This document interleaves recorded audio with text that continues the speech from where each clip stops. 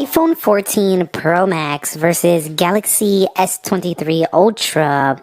Many months later, well, 6 months with the Galaxy S23 Ultra now, and nearly 12 months. We already did the 1 year review for the iPhone 14 Pro Max, but I want to talk about how the two heavyweights in the game, what I feel about them now that I've had these phones for a significant amount of time, and I'm talking about in a direct comparison. I've already covered this for its 1 year. We haven't quite done a 6 months on the Galaxy. I might not do that one. We might just wait for the year on that one. But we're going to head to head here and talk about the longer term experience. And now my thoughts now that I've already covered these initially, but what I think now about them. We'll begin by talking about the price point. So every year, the iPhone typically costs me more, and this one was no different. There's no deals, there's no real big incentives besides you can do the Apple trade-in, but the Samsung trade-in is instant. The Apple trade-in is not. As a matter of fact, I did it last year for the 14 Plus. They did not refund me the trade-in value for my phone for 3 months. I couldn't believe it. 3 months. So I'm not down with Apple's trade-in, especially when you do it online. But the Samsung device, they did a promotion. I got the 512 gig, promotion deal on this phone, and they knocked off several $100s with my trade-in immediately. When I traded in the S22 Ultra, I believe it was, I got like 800, 900 bucks off this phone. So yeah, S22 Ultra netted me a big return on investment, at least on a trade-in. I know Samsung's in this trading game where you still got to keep paying them every year to get the latest phone, but at least you're getting a big discount if you want to stay in the game of upgrading your phone. So from a price perspective, I always felt like the S23 Ultra has been the better pick value in terms of everything I'm getting. Plus I'm getting all them features and all that stuff and a massive storage upgrade for less money than my 256 gig iPhone 14 Pro Max is a 512 gig Galaxy S23 Ultra. And I did get in this custom red color with the matte edges. I just really like the matte edges. They're super clean and all that jazz. But yeah, definitely pretty custom looking right there. Whereas I got the space black iPhone 14 Pro Max over here. And I quite liked the edges, but the back still looks like a space gray phone. So I wish they would go fully like phantom black style like Samsung does. So months later, when it comes to the build quality, how do they feel? Which one feels better? And it's really like neither. Like we do have stainless steel, but the Samsung still has, aluminum that feels very sturdy. Everything about both these phones feels very premium. I will say one thing though, the Samsung is more comfortable to hold than the iPhone. So just because of the curved edge right here on the corner of the phone, you could see right there it's a little bit curved right there. It just feels nicer in the hand. Now it's still awkward with its squared shape. I feel like it's really useful for the S Pen, but its shape is a little bit awkward by comparison to if you're not used to a squared phone. If you're used to a more rounded edge on a phone like this, it definitely feels a little bit awkward. But the iPhone right here, the 14 Pro Max, is also kind of clunky and not very comfortable. While we do have a rounded edge here, because there's no dip or curve near the border here of the device, it feels kind of sharp in the corner. Not like it's poking your hand or anything. It just feels just kind of uncomfortable. And then you add the extra weight to this phone and it weighs quite a bit. So I would say the S23 Ultra being lighter and just definitely a little bit more, comfortable to hold is ergonomically probably the better phone here, even if it's got a more awkward square shape, which a lot of people do like. And I do like it for S Pen usage, but I don't like it for daily use. Both these phones to me are getting beat out by smaller, lighter phones every day, all day for everyday practicality. But when you're looking for the two heavyweights, the biggest of the biggest, I do think the Samsung feels a little bit, more ergonomic to hold. Now the actual looks and the design of the phones, you got the dynamic island up there. You got the camera on the back looking like a stovetop still since iPhone 11 Pro Max. And then you got the traffic light camera on the Galaxy S23 Ultra with these two right here. And basically it's a toss-up. Basically, which one do you like more? I think it's pretty even. It just comes down to what do you prefer?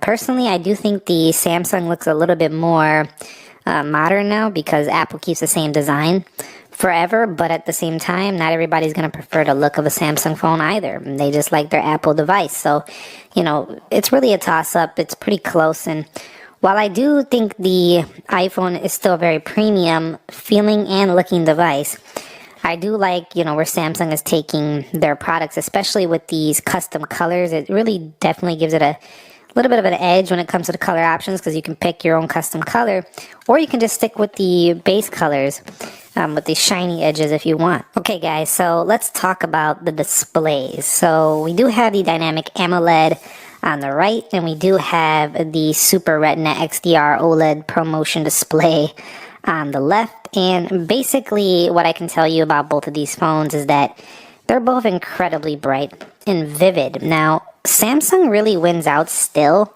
in just looking more punchy and saturated. I'm not sure if you could see this. You probably can. It's just overly, punchy, colorful, until you go over here in the settings, scroll down to display, and then you go ahead and you put this into a natural format. Now, the natural format is even more toned down, I feel like, than the iPhone. Looks like we had a little crash because of the, with switching display modes. I feel like the natural mode still feels a little more toned down than the iPhone on the Samsung, but the Samsung just simply has more options. It has a more, I would say, full screen experience. Now, some people will probably like that the iPhone's, bezel right here looks a little bit nicer, as this kind of looks like a straight bar right here because it doesn't fully hit the edge, but if it did, you probably have too many accidental presses. The dynamic island up there just, I don't know, man. It just kind of sticks out like a sore thumb. It's just like, look at it. Bang. It's just right there. Whereas, the Galaxy, well, yes, bang, we do have the little punch hole, but it's kind of tiny by comparison. So I will say that the display experience, I think, is definitely superior on the Samsung. I will tell you, though, that the iPhone does have a very, very smooth ProMotion experience as well. But Samsung also has the great 120 Hz adaptive refresh as well on the motion smoothness side of things. So they're pretty much even when it comes to smooth feel. But the Samsung wins out in customizability as well as the vivid nature or the saturated nature of the panel.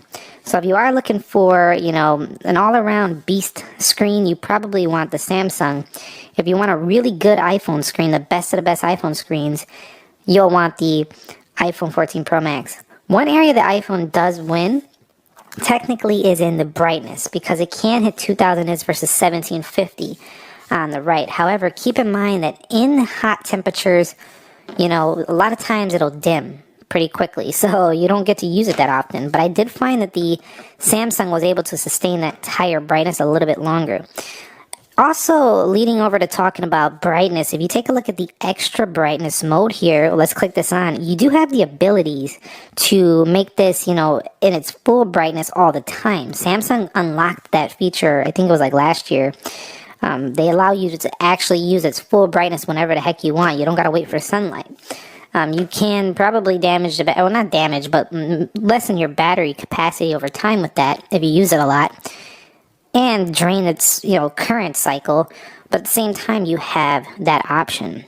So display-wise, I gotta say, the Samsung is probably the better well-rounded screen here. But it's not like that the iPhone is just a bad screen or something. It's not. It's amazing, actually. Both of them are amazing, but the Samsung definitely, I think, has the edge 6 months later. So let's talk about the software. Now, the software on the Apple device is iOS, with widgets, home screen, grid of icons.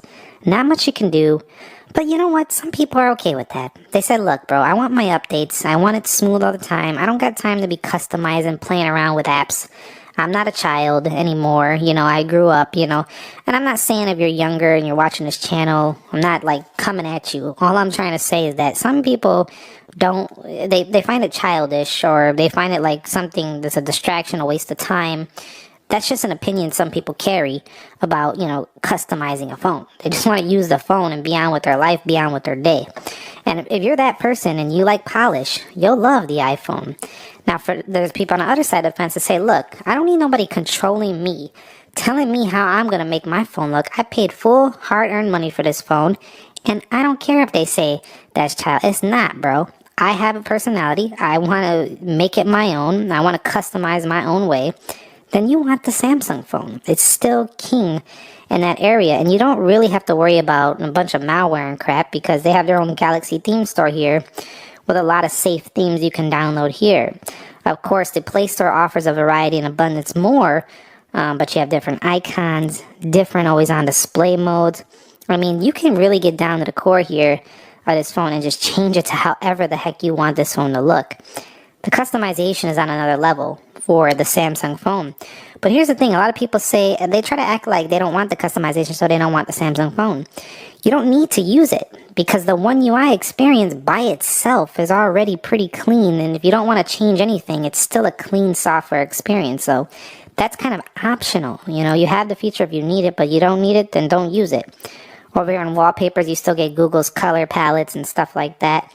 And then if you go down here, tons of advanced features featured with this phone. So, like I say, if you want to go all out, the Samsung phone, man, it is the win. You got the S Pen, we'll talk about that later.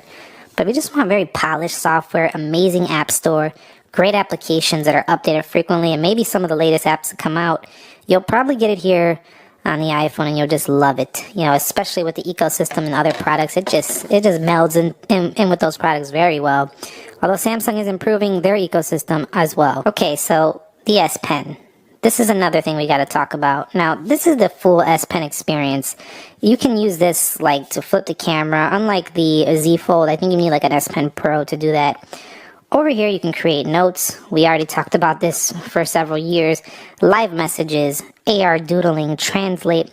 The PenUp community is also a pretty cool place where you can go ahead and draw and look at others' drawings, color. You can do a bunch of stuff here, live drawings. You have different challenges. So if you're really into art on your phone, or you just want kind of like a little art pad to play around with, there's no question the Samsung is your phone. You'll really love this. Now, I do want to mention, though, that Apple does have this new freeform application in pretty much all iPhones. So this will be like your little creative outlet right here, which you can use over here. But you're going to be using your finger. And your finger, while this is still okay, I would want an Apple Pencil with this. So I prefer freeform for the iPad. So definitely, I would say Samsung more in tune with, the creativity side when it comes to the S Pen if you want to do drawings and stuff like that. However, quick jot, the freeform could work. Quick brainstorm of a couple of things, freeform will work. But there's no denying that the Samsung's S Pen is a great tool if you need it, if you're going to use it. Now, some people are never going to use the S Pen, and if you know that you wouldn't even touch this thing, doesn't mean you don't have to get the S23 Ultra, but I wouldn't make it my deciding factor. It's definitely useful if you use stylus, but if you don't, it's not a big deal. It's not the deciding factor for me anymore. It used to be one of those things, but for me, the S Pen is not the deciding factor. It's kind of the cameras and other stuff. But you have that if you really want to take it to the next level of like drawing and writing on your phone. And again, seeing that this is Samsung, you could see like Air Commands, Air View, screen off memos. I mean, they have a whole like suite of software within the phone for a pen. Like, how many phones do that? Only Samsung phones, really. All right, leading on to performance here. Now, we've seen my speed test. The Samsung has beat the iPhone in actual real world usage.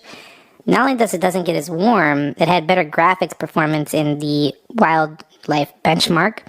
Also has twice the RAM. So what essentially this means is that if you have a bunch of applications open, this thing just holds things forever in the background. And if you like that, if you like multitasking, or you like split screening and doing things of that sort, you like flipping things around, you like using edge panels, you like doing stuff like this, you're really, really going to love the Samsung phone. This phone really does have the power to do all this stuff without ever breaking a sweat. It actually takes advantage of that processor. Now, the iPhone is just a pure technical beast. It's very fast. It wins in benchmarks, and everyday applications are just super quick to open and super smooth. So it just really leads to having almost a perfect experience when it comes to app launches and daily use on the iPhone. Now, for the Samsung phone, it's just really fast and very impressive over prior Samsung years, which have essentially led to some lags and some stutters and weird things that are annoying. And one area that Samsung could still improve, though, on the S23 Ultra into the S24 Ultra next year is going to be the animations. Not really the speed, just the smooth look. Sometimes they just look a little weird. They don't look quite as fast and polished as what I see on the iPhone experience. So that's just one area I would say Apple is still winning. Just these smooth looking animations, they just look better when you come out of the iPhone. But Samsung is definitely catching up here. And it looks the best it's ever looked on the S23 Ultra. So let's take it on to the battery life of these two phones. Now, the iPhone has been not my favorite with the 14 Pro Max. The S23 Ultra, on the other hand, has been a big improvement over its prior phone, the S22 Ultra. And so I have to say, in actual usage, I'm getting better experience on the S23 Ultra. Some people have argued that's not the case. I don't know why you weren't getting great battery if you had an S23 Ultra, but for me, when actually using it, it lasts longer than the iPhone 14 Pro Max. About 30 minutes to an hour or so better screen time in my experience. However, the iPhone is still the king in standby. Samsung still has this drain where it drains a little when it's not even being used. The iPhone, on the other hand, totally different story. So if you are looking for a better experience, with standby, the iPhone is the king.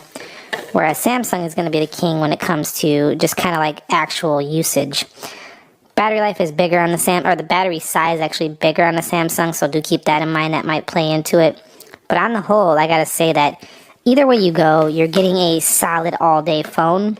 It's just the iPhone, when high brightness, when using 4K camera, it drains faster than I would like, faster than the 13 Pro Max. And if you want faster charging, the Samsung still was the quicker charging phone, but neither of these really impressed me there.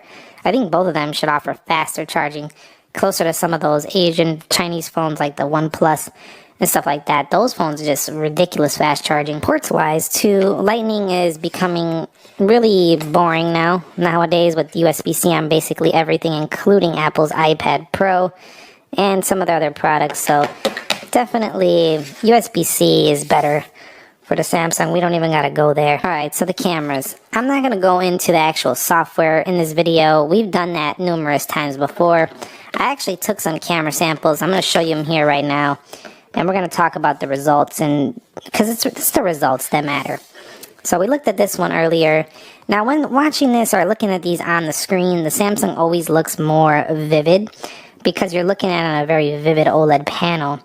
However, let me tell you the truth of these two phones here.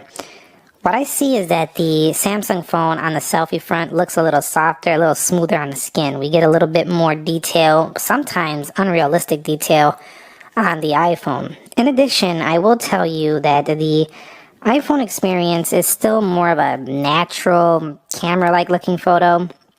I find the Samsung to be a little bit more sharpened after you take a photo. So it just kind of looks a little bit sharpened. I kind of like that though for social media posting, because a lot of times when you're in your filters, Instagram or something, you'll definitely want to just sharpen the photo up. So Samsung kind of already does that for you. But it kind of lends to a little bit of an artificial look, I think, when it comes to its actual results. So let me go on to look at some other side-by-sides. So you can see right here, looking at the rocks, just the Samsung a little cooler looking here. Like, not cooler as in like it's cool, like cooler in the temperature. The iPhone a little bit on the warmer side. So there's a little bit of differences here, but it's nothing super major between these phones, and I think it just comes down to the zoom. So with the iPhone, you can zoom in like 15 times, whereas with the Samsung, it just blows that phone out of the water. So, I mean, look at the difference in detail.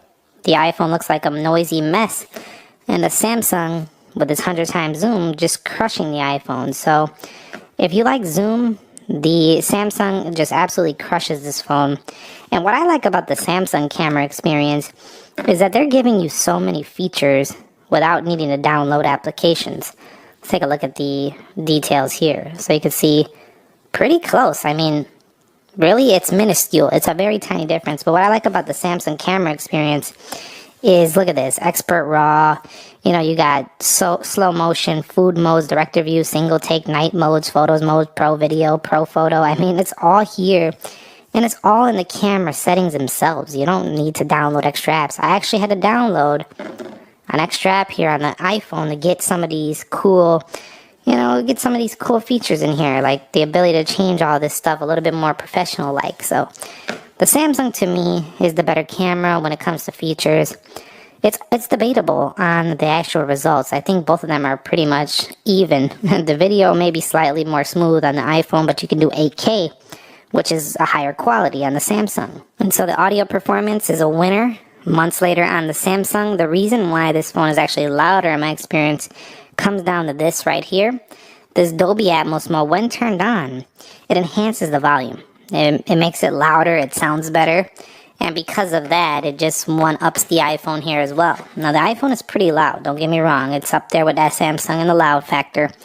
But the Samsung is just as loud, and then you turn on Dolby Atmos, and it just boosts it up. So the iPhone loses here to me as well. In the audio department, after several months of use, I found the Samsung to be a little bit better sounding and louder with Dolby Atmos enabled. Without it enabled, I would say the iPhone wins though. Now, many months later, I do like the iPhone still when it comes to the Face ID. I just like it more. I think it's a more convenient unlocking experience because it's your face. It just feels like it's more reliable even in dark conditions. The Samsung has Face Unlock, but you have to rely on this for security. And while I think in-display wise, the in-display fingerprint sensor on the S23 Ultra is the best in the business, there is times when I have missed it. It's very rare, but there's still times when I missed it. So I do like the iPhone for its Face ID. I think it's a little more comfortable. It's a little bit better. It's just a little bit of a better unlocking experience for convenience. So many months later with the phone call quality, I would say neither really dropped any calls, neither gave me an issue. The Samsung speakers were a little bit louder on a speakerphone call. And I did find that the iPhone dropped more bars in rural areas or in like suburban, way out in the suburbs.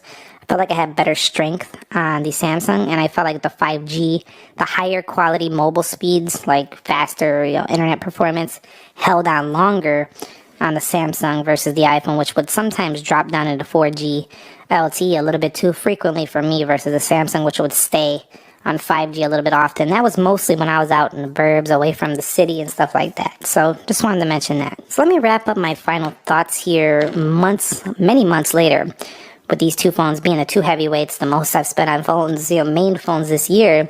And that is that these phones, from a total package perspective, I think the Samsung wins. I just think it offers more with better promotional deals on sale. Now, it's really, the thing is that objectively it might offer more, but it doesn't mean that people would want to buy that over the iPhone. And I think it comes down to the fact that Apple just has the stronger brand still in terms of branding, especially here in the US. I'm specifically referring to the US. That's where I'm based out of. This is what, I experience when I look around. I see everybody and their brother using an iPhone. So definitely the iPhone, I still think, has that sticky brand. It has the stores, it has the store experience, and it has the customer service down pat.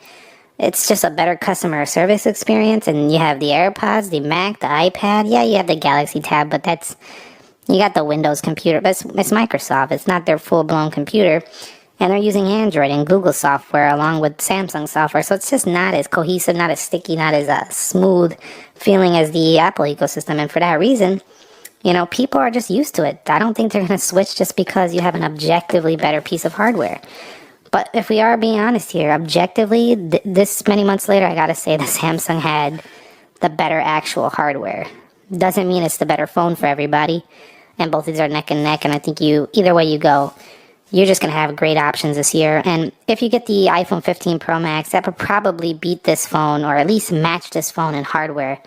So stay tuned. Be subscribed for that full comparison of the 15 Pro Max or Ultra, whatever they want to call it, versus the S23 Ultra. We'll be locking them head to head here in a couple months. So stay tuned. I'll catch you on the next one. Nick here. Be sure to be well.